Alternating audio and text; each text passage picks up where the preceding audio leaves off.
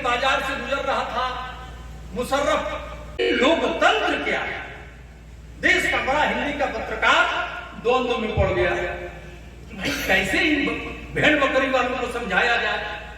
लल्लू ने झट कहा कि जब मुशर्रफ बकरी चलाने लगे और तुम लोग जब मुशर्रफ की गद्दी पर बैठ जाओ, यही लोग। प्रोफेसर चंद्रशेखर जी, निदेशक उच्च शिक्षा आदरणीय रेखा जी, बिहार लोक सेवा आयोग के आदरणीय पदाधिकारी, संचालक जी, मेरे मित्र संचालक जी, इसके निदेशक, राष्ट्रभाषा परिषद के निदेशक भाई सत्येंद्र जी, पटना की विद्वत मंडली, साहित्यकारों, कलाकारों, बुद्धिजीवियों, हिंदी प्रेमियों, साथियों, इतना पानी भरा है कि यह हिंदुस्तान की सर्वश्रेष्ठ भाषा है। लोहिया कोई सामान्य आदमी नहीं था, देश दुनिया घुमा था, विदेश से पीएचडी किया था और देश की नब्ज को पहचानता था।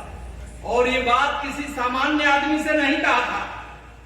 हिंदी के बड़े विद्वान रघुवंश, महादेवी वर्मा, सुमित्रानंदन पंत, निराला का जब इलाहाबाद था, उसी समय रघुवंश उनके मित्र हुआ करते थे। लोहिया के उनसे पूछा कि हिंदी क्या है जी? ऐसे प्रश्न अक्सर उनसे इलाहाबाद में पूछे जाते थे और इसका उत्तर लोहिया जी देते थे। और लोहिया जी ने कहा कि रघुवंश, और उस पर पूरा लंबा उनका भाषण है। लोहिया ग्रंथावली के 376 पृष्ठ पे मेरा आग्रह और निवेदन होगा आज के दिन की आप पढ़ लें।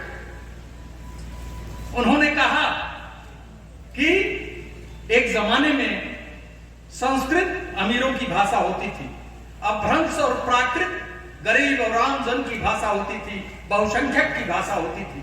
हिंदी गरीबों की भाषा है, आमजन की भाषा है, हिंदुस्तान की भाषा है, उसमें आजादी की लड़ाई लड़ी गई है, यह अमीरों की भाषा नहीं है। ये मैं लोहिया की ही बात कह रहा हूं, अपनी बात कुछ नहीं कह। आपको यह भी मैं बताना चाहता हूं, राष्ट्रभाषा परिषद के निदेशक यहाँ बैठे हुए हैं, माननीय मंत्री जी हैं, आदरणीय रेखा जी हैं, उनको भी कुछ बातें मैं बताना चाहता हूं।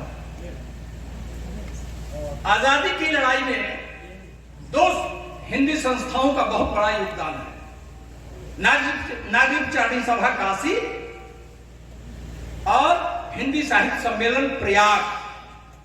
और मैं काशी हिंदू विश्वविद्यालय में पढ़ा हूं और मेरा सौभाग्य है कि मैं जब पढ़ता था तो देश का सबसे बड़ा शिक्षक और देश का सबसे बड़ा विद्वान आचार्य हजारी प्रसाद द्विवेदी और आचार्य विश्वनाथ शाह मिश्र दोनों पढ़ाते थे हिंदी। और काशी हिंदू विश्वविद्यालय में हिंदी नेतृत्व करता था सरसुंदर लाल चिकित्सालय का भी और आईआईटी बीएचयू का भी और वाणिज्य संकाय का भी। जब काशी हिंदू विश्वविद्यालय में आचार्य हजारी प्रसाद द्विवेदी पढ़ाते थे तो संकाय की सीमा टूटती थी और 4-4 घंटा कक्षाएं चलती थी और पिन ड्रॉप साइलेंस रहता था। और उनके पढ़ाने के बाद लोग कहते थे कि ज्ञान के सारे दरवाजे खुल गए। आचार्य हजारी प्रसाद, आचार्य विश्वनाथ शाह मिश्र जब पढ़ाते थे तो लोग कहते थे कि इसके बाद कोई ज्ञान की सीमा नहीं। दोनों ऐसे विद्वान थे। और मैं आपसे बताता हूं कि इंजीनियरिंग के छात्र उसमें बैठते थे, वाणिज्य संकाय के छात्र बैठते थे। हिंदी की एक ताकत थी, हिंदी शिक्षकों की एक ताकत थी और वो ताकत क्यों नहीं मिली थी, उसे दिया था नागरिक चारणी सभा काशी ने, जिसने आजादी की लड़ाई में केवल हिंदी का प्रचार नहीं किया था बल्कि आजादी की लड़ाई में अगुवा होकर काम किया। और यही काम हिंदी साहित्य सम्मेलन प्रयाग ने किया। परंतु मुझे जो कहना है वो कह रहा हूं। परंतु आजादी के बाद बिहार राष्ट्र भाषा परिषद ने भी जो काम किया, इन दोनों संस्थाओं को इस संस्था ने पीछे छोड़ दिया। और यहीं से मध्य एशिया का इतिहास महापंडित राहुल सायंकृत्यायन का प्रकाशित हुआ, यहीं से हिंदी साहित्य का आदिकाल प्रकाशित हुआ, यहीं से संस्कृति और राजनीति विश्वनाथ वर्मा का प्रकाशित हुआ। ये सब राष्ट्रीय और अंतर्राष्ट्रीय स्तर की पुस्तकें थी। ये बिहार के हिंदी की क्षमता थी और बिहार राष्ट्रभाषा परिषद की क्षमता। इसको कोई प्रशासक अगर नहीं समझता है, कोई हमारा माननीय मंत्री नहीं समझता है, तो इसमें बिहार राष्ट्रभाषा परिषद का कोई दोष नहीं है। अपने इतिहास को देखना पड़ेगा।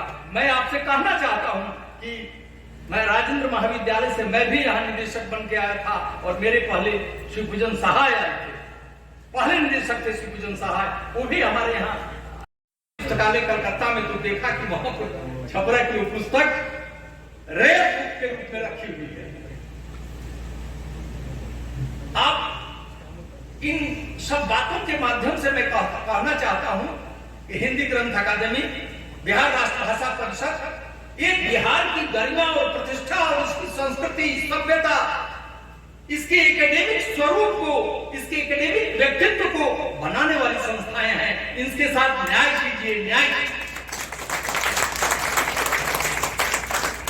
बिहार के गौरव को इन लोगों ने बढ़ाया है। मैं गिरीश शंकर जी, माननीय गिरीश शंकर जी शिक्षा सचिव थे, मैं निदेशक था। उन्होंने कहा कि वीरेंद्र जी आप पुरस्कार बांटने जा रहे हैं बिहार राष्ट्रभाषा परिषद का, कमलेश्वर को आपने दिया है, प्रभास जोशी को नहीं लेना था, बल्कि मैं आ गया हूं, पुरस्कार ले लिया, पत्नी के साथ आया हूं।